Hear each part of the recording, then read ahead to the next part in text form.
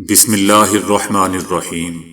السلام علیکم دوستو، دنیا بھر کی خبروں میں آج آپ سنیں گے، لیکن اس سے پہلے اگر ہو سکے تو لائک اور سبسکرائب کا بٹن ضرور دبا لیں۔ شکریہ۔ آل انڈیا مسلم پرسنل لا بورڈ اور دیگر دینی اور ملی تنظیموں نے مشترکہ پارلیمانی کمیٹی کی طرف سے وقف ترمیمی بل کی منظوری اور اتراکھنڈ میں سول کوڈ کے نفاذ کی شدید مذمت کی ہے۔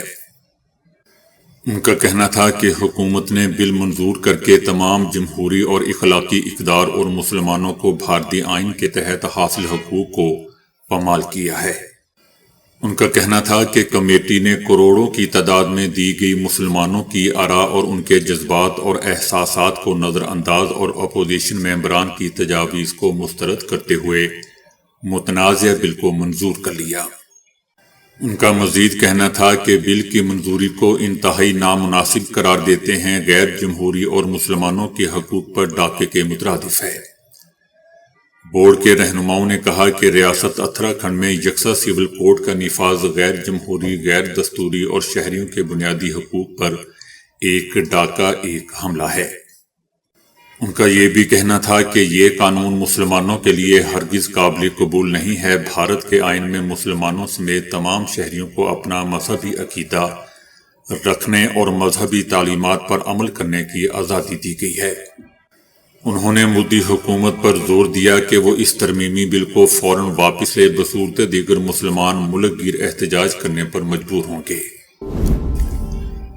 امریکی صدر ٹرمپ کی انتظامیہ نے حماس کے حمایتی طلباء کے ویزے منسوخ کرنے کا فیصلہ کر لیا ہے۔ وائٹ ہاؤس کا کہنا ہے کہ نئی امریکی انتظامیہ کالج کیمپسوں سے تمام حماس حمایتوں کے طلباء ویزے منسوخ کرے گی، اور اس کے علاوہ ٹرمپ انتظامیہ ہنگامہ آرائی اور املاک پر حملوں کے جرائم کی تحقیقات بھی کرے گی۔ سن 2023 میں سویڈن میں قرآن پاک کی بے حرمتی کرنے والے شخص سلوان مومکا کو سویڈن میں دوستوں فائرنگ کر کے مار دیا گیا۔ وہ فائرنگ کے ایک واقعہ میں شدید زخمی ہوا اور بعد میں ہاسپٹل میں مر گیا۔ پولیس کا کہنا ہے کہ انہیں فائرنگ کی اطلاع ملی۔ جب پولیس موقع پر پہنچی تو انہیں ایک شخص گولیوں سے زخمی حالت میں ملا، جسے فوری طور پر ہاسپٹل منتقل کیا گیا، لیکن وہ جان بر نہ ہو سکا۔ بعد میں پتہ چلا کہ وہ سلوان مومکا تھا۔ یاد رہے دوستو کہ سلوان مومکا عراق سے تعلق رکھنے والا ایک عیسائی تھا، جس نے گزشتہ سال سویڈن میں کئی بار قرآن پاک کی بے حرمتی کی، جس کے باعث مسلم ممالک میں شدید احتجاج دیکھنے میں آیا۔ اسٹاک ہوم کی ایک عدالت میں نسلی نفرت بھڑکانے کے مقدمے کا وہ سامنا بھی کرنے والا تھا، تاہم عدالت نے اس کی موت کی تصدیق کے بعد فیصلہ مؤخر کر دیا ہے اور کہا ہے کہ اب اس پر 3 فروری کو فیصلہ سنایا جائے گا۔ پاکستانی نژاد امریکی جج کے فیصلے کے باعث صدر ٹرمپ کو اپنا ایک صدارتی حکم نامہ منسوخ کرنا پڑ گیا۔ امریکی صدر ٹرمپ کا وفاقی فنڈنگ روکنے کا حکم عدالت میں چیلنج ہوا تھا، جسے پاکستانی نژاد وفاقی خاتون جج نے قبول کرتے ہوئے صدر ٹرمپ کے خلاف فیصلہ سنا دیا۔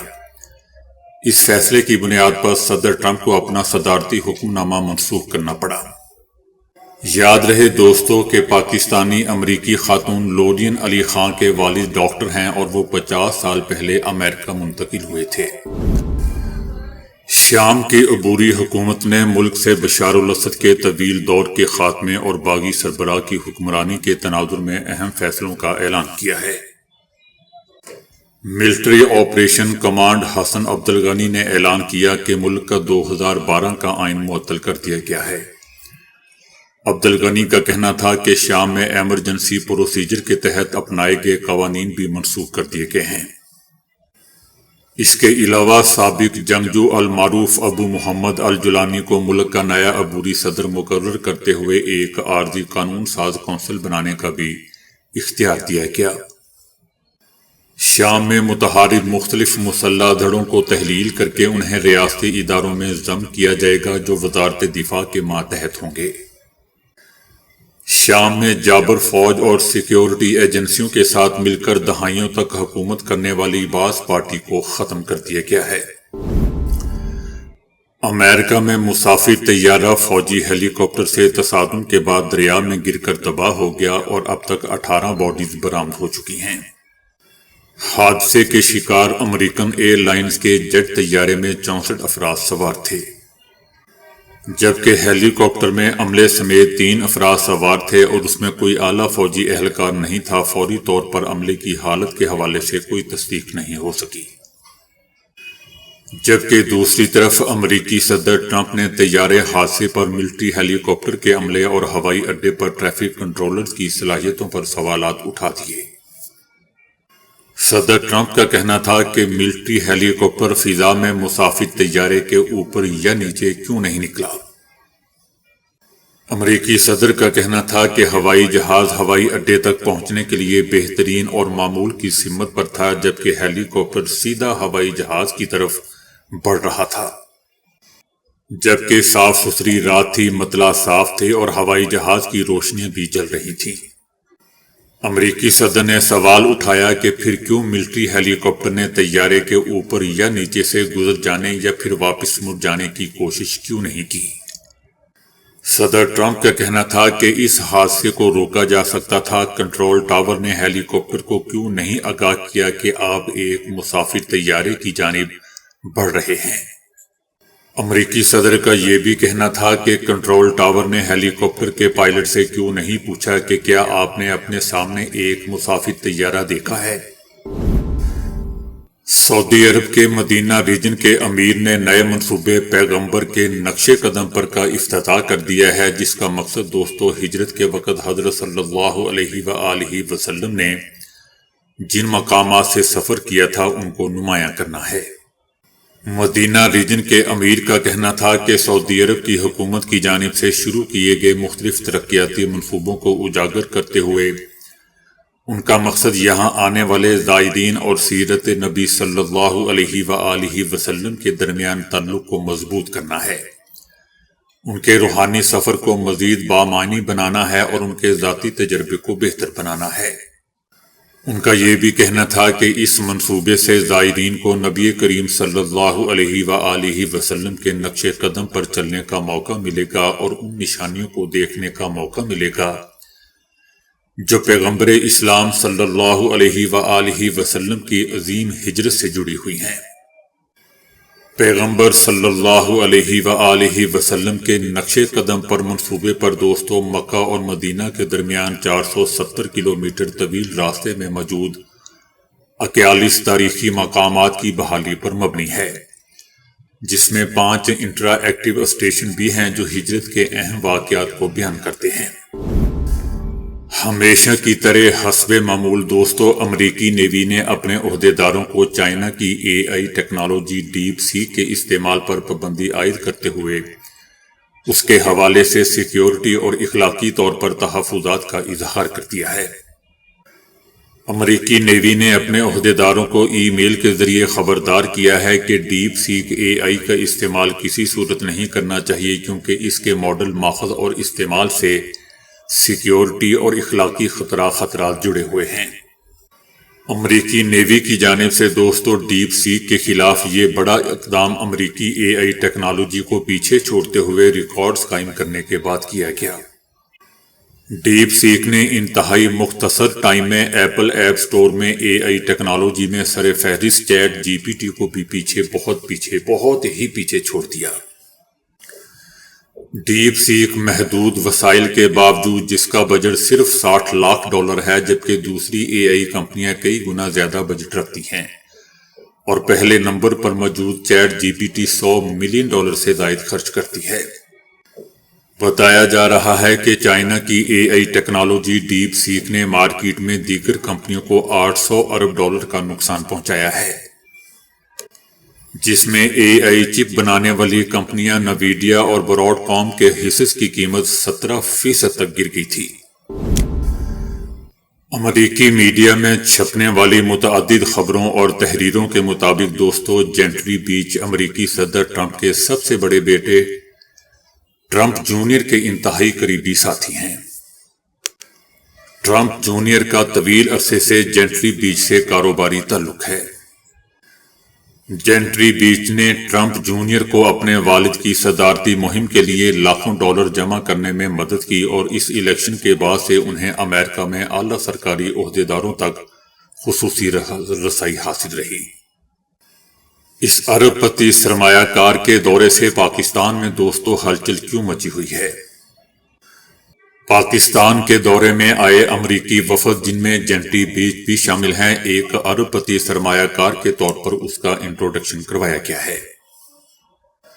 اسلام آباد میں صحافیوں سے گفتگو کرتے ہوئے جینٹری بیچ نے کہا کہ امریکہ پاکستان میں معدنیات، ریل اسٹیٹ، توانائی، ٹیکنالوجی اور مصنوعی ذہانت سمیت مختلف شعبوں میں اربوں ڈالر کی سرمایہ کاری کرنے کا خواہش مند ہے۔ جینٹری بیچ کا کہنا تھا کہ ہم ابتدائی طور پر اہم معدنیات اور ریل اسٹیٹ کے شعبوں میں سرمایہ کاری کر رہے ہیں اور ہم پاکستان میں عظیم الشان عمارتیں بھی تعمیر کریں گے۔ جب ان سے پوچھا گیا کہ ایسا تاثر دیا جا رہا ہے کہ جیسے ایک صبح ٹرمپ اٹھیں گے اور کہیں گے کہ عمران خان کو رہا کر دو اور وہ ایسا کرنے کے لیے پاکستان پر دباؤ ڈالیں گے، تو کیا ایسا ممکن ہے؟ جس کے جواب میں جینٹری بیچ کہتے ہیں کہ میں عمران خان سے متعلق ٹرمپ کے تاثرات نہیں جانتا، میں نے ایسا کچھ نہیں دیکھا۔ ٹرمپ امن و امان پر یقین رکھتے ہیں اور پاکستان میں امن و امان کا ماحول اچھا ہے۔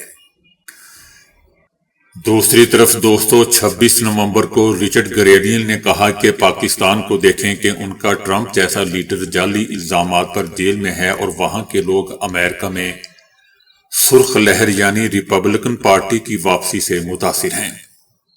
اسی روز انہوں نے ایک ٹویٹ کر کے عمران خان کی رہائی کا مطالبہ بھی کر دیا، جس پر لندن میں مقیم تحریک انصاف کے رہنما زلفی بخاری نے ان کا شکریہ ادا کیا۔ اسلام آباد میں صحافیوں سے گفتگو کے دوران جینٹری بیچ سے جب رچرڈ گرینیل کی عمران خان کے لیے حمایت سے متعلق سوالات اٹھایا گیا تو ان کا کہنا تھا کہ رچرڈ گرینیل کو مصنوعی ذہانت کی مدد سے تیار کردہ ایک جعلی ویڈیو کی تشہیر کے ذریعے گمراہ کیا گیا۔ ان کا کہنا تھا کہ رچرڈ گرینیل سچے محب وطن اور امریکی ہیں۔ انہوں نے مجھے ذاتی طور پر بتایا کہ انہیں مصنوعی ذہانت کی مدد سے تیار کردہ انٹرنیٹ پر ڈیپ فیک ویڈیو کی تشہیر کے ذریعے گمراہ کیا گیا۔ یاد رہے دوستو کہ نومبر کے اواخر میں ہی امریکی کانگریس کے نمائندوں نے بھی اس وقت کے امریکی صدر جو بائیڈن سے ایک خط میں عمران خان کی رہائی کا بھی مطالبہ کیا تھا۔ فلسطینی مزاحمتی تنظیم حماس اور اسلامک جہاد نے 5 تھائی باشندوں سمیت 8 یرغمالیوں کو رہا کر دیا، جن میں 3 اسرائیلی شہری بھی شامل ہیں۔ 5 تھائی یرغمالیوں کو ریڈ کراس حکام کے حوالے کیا گیا ہے جو انہیں اسرائیلی حکام کے حوالے کریں گے۔ یاد رہے دوستو کہ غزہ جنگ بندی معاہدے کے تحت 110 فلسطینی قیدیوں کی رہائی کے بدلے 8 یرغمالیوں کو رہا کیا جانا تھا۔ سوشل میڈیا کمپنی فیس بک یعنی میٹا امریکی صدر ٹرمپ کو $25 ملین دینے پر آمادہ ہو گئی۔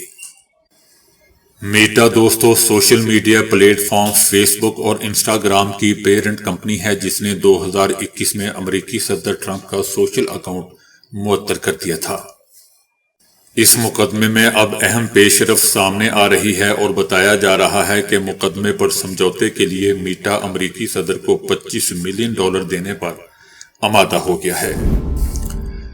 فرانس نے بھی امریکی صدر ٹرمپ کی غزہ سے فلسطینیوں کو اردن مصر میں پناہ دینے کی تجویز مسترد کر دی ہے۔ غزہ سے جبری بے دخلی فلسطینیوں کے لیے ناقابل قبول ہے۔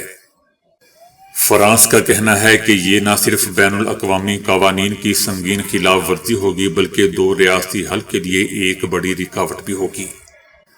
ایران نے بھی کڑی تنقید کرتے ہوئے کہا ہے کہ سیاسی دھمکیوں اور جغرافیائی ہیرا پھیری سے فلسطینیوں کو نقل مکانی پر مجبور نہیں کیا جا سکتا۔ اس سے پہلے دوستو عرب لیگ، اردن، مصر، قطر، اٹلی، اسپین اور جرمنی بھی ٹرمپ کی اس تجویز کی مخالفت کر چکے ہیں۔ امریکی صدر ٹرمپ نے غزہ کے پناہ گزینوں کو مصر، اردن میں بسانے کی خواہش ظاہر کی تھی اور اردن اور مصر سے غزہ کے لاکھوں فلسطینیوں کو پناہ دینے کا کہا تھا۔ ٹرمپ نے یہ بھی کہا تھا کہ غزہ میں سب کچھ تباہ ہو چکا ہے، عرب ممالک سے مل کر الگ جگہ رہائشی منصوبہ چاہتے ہیں۔ لیکن دوستو، فلسطینی ایسی کوئی پیشکشیاں حل کبھی قبول نہیں کریں گے۔ غزہ کی تعمیر نو کی آڑ میں اچھی نیت سے بھی کی جانے والی ایسی کوئی تجویز قابل قبول نہیں کریں گے۔ تو دوستو، ابھی کے لیے اتنا ہی۔ ویڈیو کو لائک اور شیئر کرنے کا بہت بہت شکریہ۔